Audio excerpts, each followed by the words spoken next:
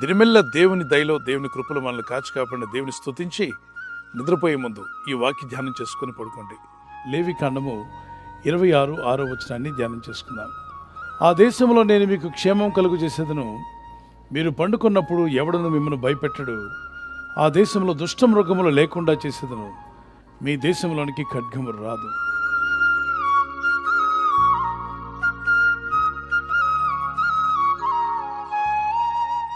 ఈ వాగ్దానంలో 3 విషయాలు కనిపిస్తున్నాయి. నేను మీకు క్షేమం కలుగు చేసేదను. క్షామకాలంలో కూడా క్షేమం కలుగు చేసే గొప్ప దేవుడు. అంటే క్షామం అన్నప్పుడు కరువైతే, క్షేమం అన్నప్పుడు సురక్షితంగా మిమ్మల్ని కాపాడుతానని వాగ్దానం చేసే దేవుడు. నీవు పండుకున్నప్పుడు నిన్ను భయపెట్టకు, ఎవడను నీ మీదకి రాడు అనేది రెండో విషయం.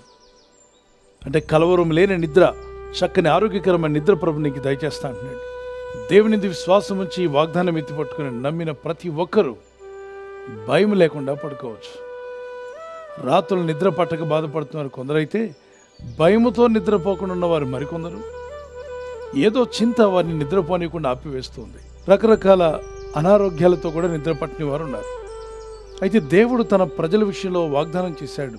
నిద్ర విషయంలో నీవు సుఖముగా నిద్రించదవు, నీవు పడుకున్నప్పుడు ఎవడను నిన్ను భయపెట్టడు, నేను నిద్రపోయి మేల్కొందును అంటాడు.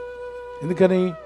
నన్ను కాపాడవాడు కునుకడు, నిద్రపోడు గనుక ఏ పరిస్థితుల్లో కూడా నువ్వు భయపడాల్సిన అవసరం లేదు. నేను రేయింబగలు నేను నీతో కూడా ఉన్నాను, నేను విడువను, ఎడబాయను, నేను నీకు తోడుగా ఉన్నాను కనుక ధైర్యంగా ఉండమని. మరి చంటి బిడ్డలు నిద్రపోతున్నప్పుడు పేరెంట్స్ సైగ చేస్తారు, ఎవరిని గట్టిగా మాట్లాడుతున్న పిల్లలతో, చిన్నవాడు నిద్రపోతున్నాడు, బాబు నిద్రపోతున్నాడు, పాప నిద్రపోతుంది, డిస్టర్బ్ చేయొద్దు అంటే, వీళ్ళు మాట్లాడిన ఈ అల్లరి మాటలకు ఆ చిన్న బిడ్డ ఉలిక్కిపడి లేస్తుందేమోనని తల్లి తండ్రి పేరెంట్స్ ఆ చిన్న బిడ్డ భయపడకుండా నిద్రపోవాలి, తనకు తానుగా నిద్ర లేవాలి, నిద్రలో భయపెట్టకూడదు అని మనము మనుషులుగా ఆలోచిస్తున్నాం.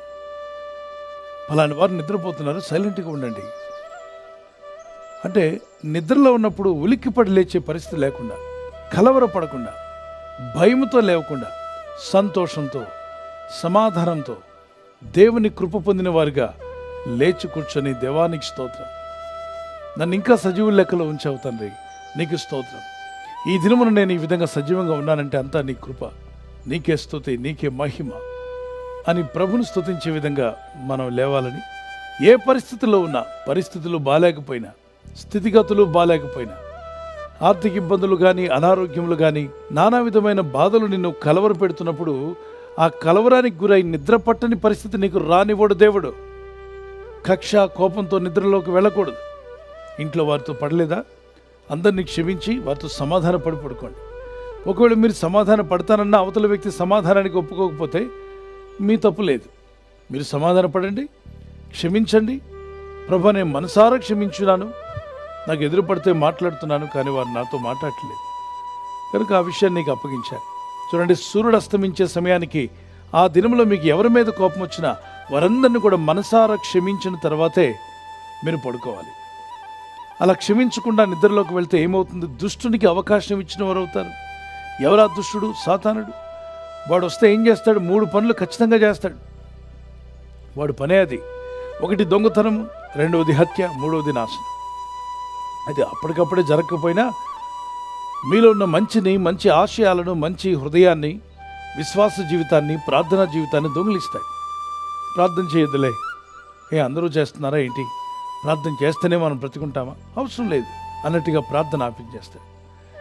తర్వాత మీలో ఉన్న మనస్సాక్షిని చంపడం ప్రారంభిస్తాడు. మనస్సాక్షి గద్దిస్తూ ఉంటుంది. ఆత్మ గద్దింపులు పట్టించుకోకుండా జీవించమంటాడు. పర్వాలేదు, ఎలాగైనా తిరుగు, నో ప్రాబ్లం. ఎవరు చూశారు నువ్వు చేసే పనులు? ఎవరికి తెలుసు? దేవుడు ఎక్కడ ఉన్నాడు, ఆయన చాలా బిజీగా ఉన్నాడు, నువ్వేం పట్టించుకోనక్కర్లా అని చెప్పి నీ ఆత్మను హత్య చేస్తాడు పాపాల చేత. మన పాపముల చేతనో అతిక్రమల చేతనో మనం సచ్చిన వారమై ఉండగానే ఎఫెసీ 2:1-4 ఆ తర్వాత మరణించినప్పుడు ఆత్మను నిత్య నరకాగ్ని గుండానికి ఈడ్చుకుపోవడానికి వాడి యొక్క ప్లాన్. ఆ దుష్టుడైన అపవాది, కీడు చేసే దురాత్మలు మీలో కానీ, మీ గృహంలో కానీ ప్రవేశించకుండా ఉండాలి అంటే సూర్యుడు అస్తమించేలోగా అందరినీ క్షమించి పడుకోండి. ఎంత త్వరగా క్షమిస్తే అంత మంచి ఆరోగ్యం కలిగి ఉంటారు. ఈ ప్రపంచంలో అందరినీ క్షమించిన వ్యక్తి చాలా ఆరోగ్యవంతుడుగాను సంతోషంగా ఉంటాడు. ఈ ప్రపంచంలో ఎవరు సంతోషంగా ఉన్నారు అంటే అందరినీ క్షమించినవాడు. చిన్నపిల్లలు చూడండి, ఇంతలోనే అన్ని విషయాలు మర్చిపోతారు. వాడిని కొట్టిన వాడిని, తిట్టిన వాడిని, దూషించిన వాడిని కూడా క్షమించి చిరునవ్వుతూ ఉంటాడు. కాబట్టే పిల్లలు ఆనందంగా, వారు ఆరోగ్యం బాగుంటుంది. అందుకే పిల్లలకి ఇమ్యూన్ సిస్టమ్ బాగుందంటారు. అసలు పెద్దల్లో ఉండాలి ఇమ్యూన్ సిస్టమ్ బాగా. చిన్నపిల్లలు, పసిపిల్లలు కదండి, వాళ్ళకి ఇమ్యూన్ సిస్టమ్ అద్భుతంగా ఉందట. అంటే దేవుని సృష్టిలో నుండే మొట్టమొదటిగా వచ్చారు. వారికి ఇంకా పాపలోకం తెలియదు, ఈ పాపాలు కోపాలు ఇవన్నీ తెలియదు కనుక వారికి ఇమ్యూన్ సిస్టమ్ అద్భుతంగా పనిచేస్తుంది. ఎదిగిన వాడికి పాపాలు తెలుసు, కోపాలు తెలుసు, కాబట్టి ఇమ్యూన్ సిస్టమ్ సరిగా పనిచేయట్లే. భయాన్ని బట్టి రోగం పెరుగుతుంది. కనుక భయంతో, ఆందోళనతో కాదు మీరు పడుకునేది, ధైర్యంతో పడుకోండి. అందుకే ప్రభు అంటాడు, నీవు పడుకున్నప్పుడు నిన్ను భయపెట్టుకు, ఎవడను నీ మీదకి రాకుండా నేను చూసుకుంటాను. లేవికాండం 26:6 వాగ్దానంలో, నేను మీకు క్షేమం కలుగు చేసేదను, మీరు పండుకొన్నప్పుడు ఎవడను మిమ్మల్ని భయపెట్టడు, ఆ దేశంలో దుష్టమృగములు లేకుండా చేసేదను, మీ దేశంలోనికి ఖడ్గము రాదు. ఖడ్గము నీ మీదకి రాకుండా చూసుకుంటాను. క్రూర మృగాల్లాంటి మనుషులు ఉన్నారు ఈ లోకంలో, క్రూరులు, అనేకులను ఇబ్బంది పెట్టేవారు ఉన్నారు. అలాంటి వారు మీ మీద పడకుండా, మీ జీవితాలను కలవర పెట్టకుండా దేవుడే మీకు తోడై ఉంటానని వాగ్దానం చేస్తున్నాడు. ఈ లోకంలో కొందరు అనొచ్చు, ఇక మీ పని అయిపోయింది, ఇక మీకు మంచి భవిష్యత్తు లేదు, ఇక మీరు ముందుకు వెళ్ళలేరని. కానీ దేవుని వాక్యం సెలవిస్తుంది, వారు ఎన్ని ఎక్కిపెట్టినా, ఈ లోకంలో ఎన్ని సవాళ్ళు నీకు ఎదురైనా, తప్పక కృపగల దేవుడు నిన్ను కాపాడి, ఎలాంటి శోధనలు ఎదురైనా వాటిని జయించే కృపను దేవుడు నీకు దయచేసి మిమ్మల్ని కాపాడి నడిపించగల సమర్థుడు. ఈ వాగ్దానం పట్టుకుని ప్రార్థించండి.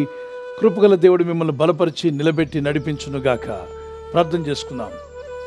పరిశుద్ధమైన మా ప్రియ తండ్రి, లేవికాండం 26:6 మీరు పలికిన వాగ్దానాన్ని మేము తీసుకున్నాం. ఎన్ని సవాళ్లు ఎదురైనా జయించగలిగే ధైర్యం, కాన్ఫిడెన్స్, విశ్వాస జీవితం, నిరీక్షణ కలిగి ముందుకు సాగేటువంటి కృప, ప్రార్థనా జీవితం వీరందరికీ దయచేయండి.